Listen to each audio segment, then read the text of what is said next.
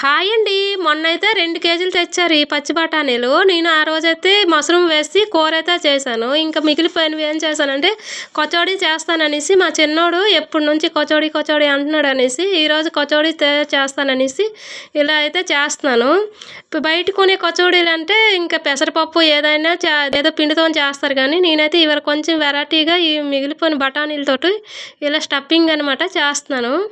బయట కొనే కంటే ఈ ఇంట్లో చేసుకునేవి బాగుంటాయి అనేసి నేను ఈరోజు ఇలా తయారు చేశాను.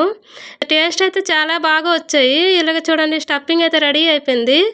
బయట కొన్నవి అనమాట ఎక్కువ ఆయిల్ ఉంటాయి కానీ మాకు అందు గురించి అనమాట నేనైతే ఎక్కువగా నచ్చుకోను. ఇంట్లో ఎప్పుడైనా ఏదో ఒక విధంగా ఇలాగైతే తయారు చేసుకుంటాను.